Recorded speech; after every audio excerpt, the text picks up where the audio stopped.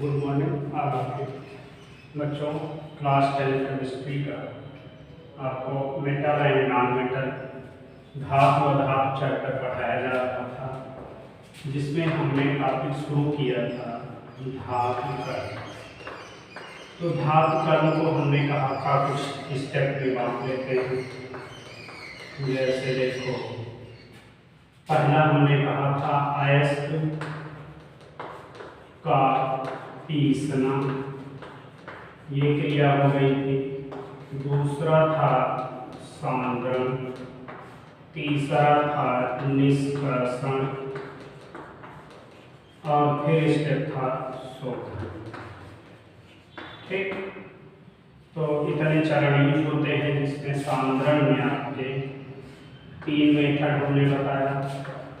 गुरुत्वीय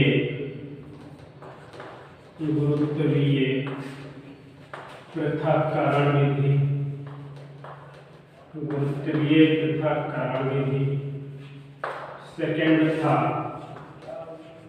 चुंबकीय पृथक्करण विधि और थर्ड था हेन-पर्लन विधि। ये आपके सांद्रण की विधियां थी। फिर निष्कर्षण में बात आई थी हर्जन, निष्कापन, प्रगलन और बेसेमरीकरण। यहाँ तक की बात हो चुकी थी। आज बात करेंगे आपके शोधन की। तो शोधन की 2 प्रोसेस हम आपको बताएंगे। एक बताएंगे हरे डंडे से और दूसरा बताया जाएगा वैद्युत अपघटनी विधि। वैद्युत अपघटनी विधि। ठीक, ये आपके पूरे धातु कर्म टॉपिक का इतने चरण में हम पूरा करते हैं। तो आप लोग यहाँ तक की बात कर चुके हैं, निष्कर्षण तक की, यहाँ तक की इतनी प्रक्रिया का काम हो चुका है। अब आपको आज शोधन बताया जाएगा। तो हेडिंग आइए शोधन।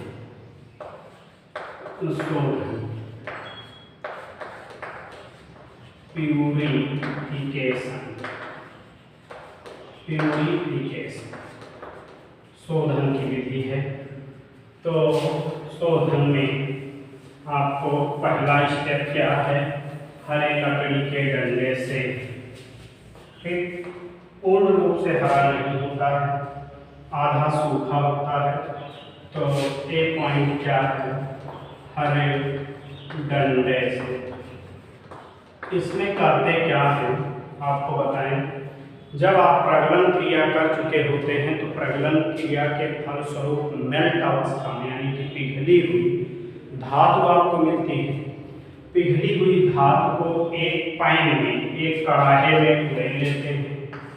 ऐसे एक कढ़ाई में उड़ेल लिया जाता है। ये पिघली हुई धातु है, जो कि आपको कहाँ से प्राप्त हुई है, प्रगलन क्रिया से। अब इसमें एक लकड़ी का आधा सूखा हुआ, यानी कि अर्ध सूखी लकड़ी का डंडा डाल के इसको खूब ऐसे घुमाते हैं, डंडे से खूब ऐसे फेंटेंगे। तो जब इसमें फेंटते हैं तो लकड़ी में उपस्थित है क्या, हाइड्रोकार्बन। लकड़ी में होता है हाइड्रोकार्बन, और यह हाइड्रोकार्बन बहुत तेजी से चेंज होता है किसमें, गैसियस हाइड्रोकार्बन। जब लकड़ी के डंडे से इसको घुमाते हैं तो यह तेजी से चेंज होता है गैसियस हाइड्रोकार्बन में। जब ये गैसियस हाइड्रोकार्बन में चेंज होता है तो बहुत तेजी के साथ क्यूप्रस आयन चेंज होकर कॉपर में बदल जाता है। क्यूप्रस आयन का अपचयन हो जाता है किसमें, कॉपर में।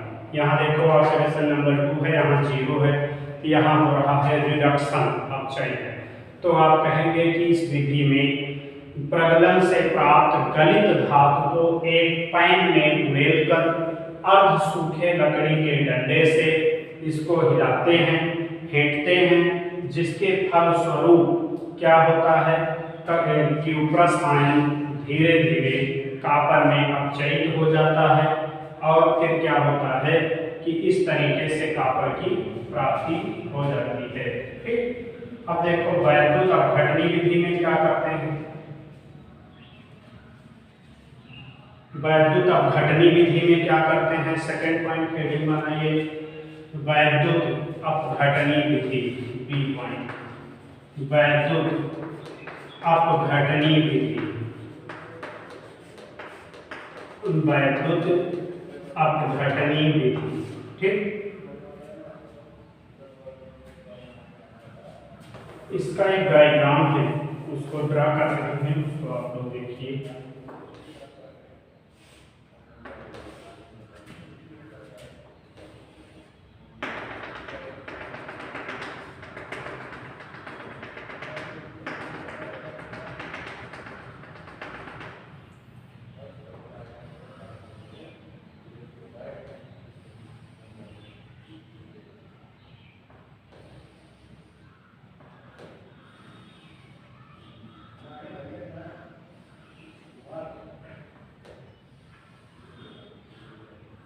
आपकी पहचान के लिए हम इसको इसके बाद वाले को दूसरे कलर से कर दे रहे हैं।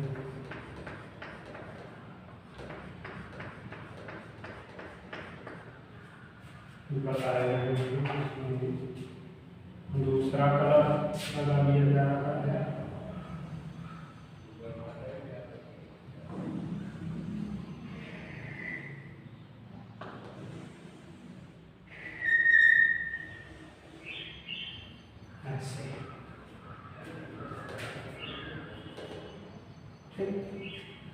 अब इनको जोड़ा जाएगा, ये तीनों एक साथ और ये तीनों एक साथ,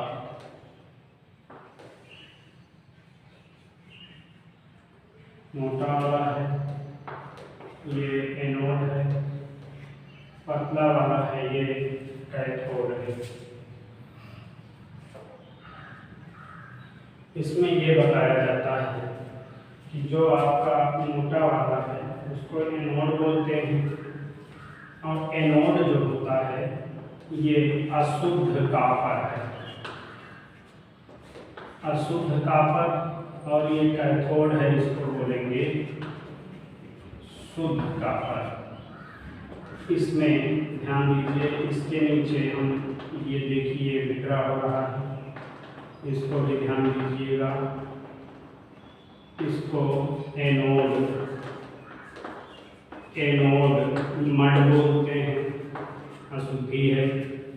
और यहाँ पर जो विलयन भरा हुआ है इसको CuSO4, कॉपर सल्फेट का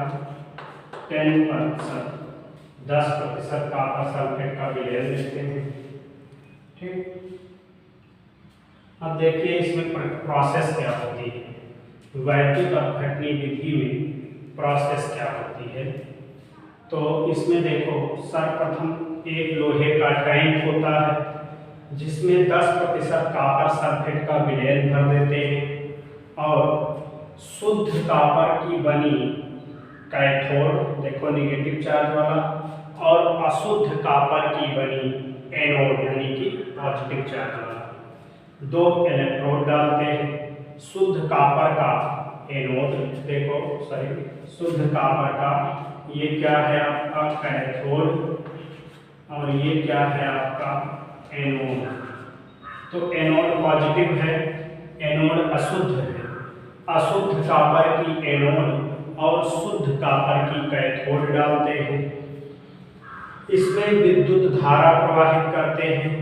तो धीरे धीरे क्या होता है कि ये अशुद्ध कॉपर आपका शुद्ध बन के Cu+2 के रूप में निकलता है और Cu के रूप में अपचयित होकर पतली वाली राड पे, ध्यान दीजिए, ये देखो पतली वाली राड पे धीरे धीरे जमा होने लगता है। मोटी वाली राड से निकल के पतली वाली राड पे धीरे धीरे जमा होने लगता है। ठीक, क्या हो रहा है इसमें क्या हो रहा है कि आपका अशुद्ध कॉपर का एनोड और शुद्ध कॉपर का कैथोड दो इलेक्ट्रोड डालते हैं, जिसमें कॉपर सल्फेट 10% विलयन भरा होता है। विद्युत धारा प्रवाहित करने पर धीरे धीरे इसमें मोटी वाली प्लेट से, यानी कि आपके एनोडिक प्लेट से कॉपर क्यूप्रस आयन अपचयित होकर कॉपर आयन में बदलता रहता है, जो कि आपके शुद्ध कॉपर की कैथोड पे जाके अपचयित होता है, कैथोड पे जाके कलेक्ट होता है। एनोड से कॉपर निकल के कैथोड पे कलेक्ट होता है। धीरे धीरे समय बढ़ते जाने पर ये मोटी वाली राड आपकी धीरे धीरे पतली होने लगती है और पतली वाली राड धीरे धीरे मोटी होने लगती है, यानी कि धीरे धीरे ये राड खत्म होती है और ये बढ़ती रहती है। समय समय पर हम क्या करते हैं, एनोड को बदलते रहते हैं। एनोड के बदलते रहने पर क्या है कि एक धातु का एक एनोड खत्म हो जाती है, दूसरी एनोड डाल देते हैं। धीरे धीरे इसको हम टाइम पे बदलते रहते हैं और शुद्ध कॉपर धातु हमको प्राप्त होती रहती है। तो इस विधि से जो आपका कॉपर मिलता है 99.9% शुद्ध कॉपर होता है और 99.9% शुद्ध कॉपर धातु को हम नाम देते हैं टफ पिच कॉपर। ठीक, 99.9% शुद्ध कॉपर को टफ पिच कॉपर कहते हैं। एक बार पुनः रिवीजन करिए। लोहे का बना एक टैंक होता है जिसमें 10% कॉपर सल्फेट का विलयन भरते हैं। इसमें एनोड के रूप में अशुद्ध कॉपर की इलेक्ट्रोड और कैथोड के रूप में शुद्ध कॉपर की इलेक्ट्रोड डालते हैं। विद्युत धारा प्रवाहित करने पर धीरे धीरे अशुद्ध कॉपर शुद्ध कॉपर की क्षण पे जाके अपचयित होता रहता है। समय समय पर इस एनोड को बदलते रहते हैं और हमको शुद्ध कॉपर धातु की प्राप्ति होती रहती है। तो ये आपकी है वैद्युत अपघटनी विधि। तो वैद्युत अपघटनी विधि से इस तरीके से हम क्या करते हैं, कॉपर धातु जो आपको मिला हुआ है, कहाँ से मिला है, भाजन प्रगलन प्रक्रिया से, और उसको हम बदल लेते हैं किसमें, शुद्ध कॉपर। ठीक, अब चलो इसको स्क्रीनशॉट कर लीजिए आप लोग। अगली हेडिंग डालिए मिश्र धातु। कभी कभी एक नंबर में पूछा जाता है, तो आप लोग अगली हेडिंग बनाइए मिश्र धातु। मिश्र धातु, इसको एलॉय बोलते हैं, एलॉय। मिश्र धातु ये क्या होती है, दो या दो से अधिक धातुओं को एक निश्चित अनुपात में मिलाने पर बनी हुई धातु को मिश्र धातु कहते हैं। ये क्या होती हैं, दो या दो से अधिक धातुओं को एक निश्चित अनुपात में मिलाते हैं तो आपको मिश्र धातु की प्राप्ति होती है। तो आप लोग कुछ धातुएं हैं, उनके नाम हैं, उनका केमिकल कंपोजिशन है और उनके यूज है। इसका स्क्रीनशॉट कर लीजिए, इसको इरेज करेंगे। तो आप लोग 3 कॉलम ड्रा करिए, 3 कॉलम ड्रा करिए। एक कॉलम में लिखिए मिश्र धातु, एक कॉलम में लिखिए मिश्र धातु, एक कॉलम में लिखिए संघटन, एक कॉलम में लिखिए उपयोग। 3 कॉलम ड्रा कर लीजिए। अब पहला लिखिए रोल गोल्ड। रोल गोल्ड संघटन इसका क्या होगा, 90% Cu और 10% Al, 10% एल्यूमिनियम, 90% कॉपर, इसको बोलते हैं रोल गोल्ड। इसका यूज कहाँ होता है, आभूषण तथा मूर्ति बनाने में, आभूषण तथा मूर्तियां बनाने में। ठीक, सेकंड पॉइंट देखो, पीतल। पीतल में क्या क्या आपका मिला होता है, 60 से 80% कॉपर प्लस 20 से 40% क्या मिलता है इसमें, जिंक। 60 से 80 के बीच में कॉपर रहेगा और 20 से 40 के बीच में जिंक रहेगा। और इसका यूज कहाँ करते हैं, घरेलू बर्तन बनाने में। तीसरा पॉइंट देखो, कांसा। कांसा कांसा का यूज, कांसा में क्या होता है, 78% Cu और 22% Sn माने टिन। ये इतना होता है आपका कांसा। ठीक, यूज कहाँ करते हैं, सिक्का, बर्तन तथा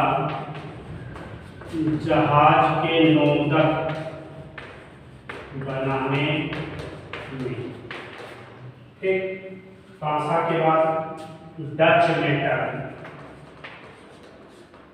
डच मेटल, डच मेटल में क्या होता है, 80% Cu और 20% जिंक डच मेटल है। इसका यूज कहाँ करते हैं, मशीन के पुर्जे बनाने, मशीन के पुर्जे बनाने में। यहाँ तक नोट कर लो, इसके ऊपर हम लिख दे रहे हैं। चलिए 4 पॉइंट हुआ। 5वां देखो, silica bronze. Silica bronze, silica bronze क्या है, 97% कॉपर, 2% Sn यानी कि टिन, और क्या होता है, 1% होती है इसमें Si यानी कि सिलिकॉन। और इसका यूज कहाँ करते हैं, टेलीफोन के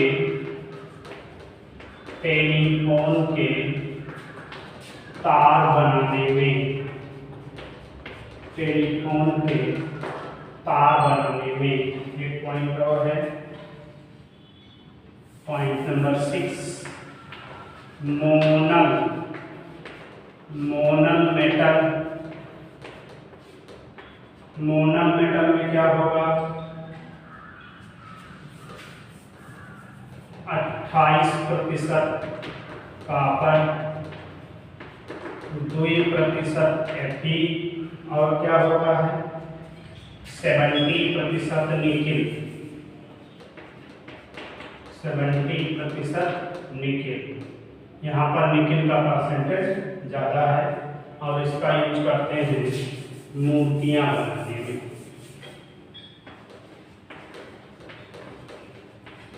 मूर्तियाँ बनाने, ये आपका कुछ मिश्र धातुएं हैं और इनके केमिकल कंपोजिशन है और उनके उपयोग है। कौन सी मिश्र धातु का यूज कहाँ करते हैं, कौन सा इसमें कंपोनेंट पाया जाता है। तो ये आपका हो गया। इस चैप्टर को यहीं पर क्लोज कर दिया जा रहा है। इतना आपके सिलेबस में था, हमने आपको दिया। एक टॉपिक और देखो बच्चों, उसमें आता है अयस्क तथा खनिज।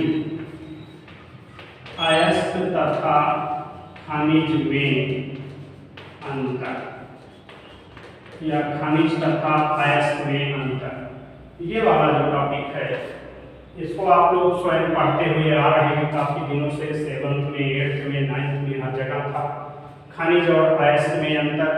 तो हम नहीं समझते हैं कि इसको हम आपको लिखवाएं, ये लगभग बहुत ढेर सारे बच्चे जानते होंगे। तो देखो इसमें करते क्या है कि अयस्क क्या होता है, खनिज क्या होता है, कि पृथ्वी से जिस मात्रा में पदार्थ की प्राप्ति होती है उसको खनिज कहते हैं। और खनिजों से जो हमको शुद्ध धातु प्राप्त करते हैं, खनिजों से जो हमको मिलता है उसको हम अयस्क कहते हैं। यानी कि सभी खनिज अयस्क नहीं होते, परंतु सभी अयस्क खनिज होते हैं। ठीक, तो इस तरीके से इनमें डिफिनीशन दे दीजिएगा, अंतर लिख लीजिएगा। तो इतना लगभग इस चैप्टर में आपके था, ये कंप्लीट कर दिया गया। अब आपको नेक्स्ट टॉपिक में, नेक्स्ट वीडियो में इसके एनसीईआरटी सवाल होकर आएंगे, तो इसलिए आप लोग इसको ध्यान से पढ़ते रहिए, रिवीजन करिए। कोई दिक्कत आती है तो आप उनको सूचित करिए और रिवीजन आप करते रहिए। रेगुलर क्वेश्चन सॉल्व करते रहिए, आंसर पेपर ले लीजिए, आंसर पेपर क्वेश्चन करते रहिए। कहीं कोई दिक्कत आती है तो आप उसको सूचित करिएगा, अदरवाइज आप पढ़ते रहिए।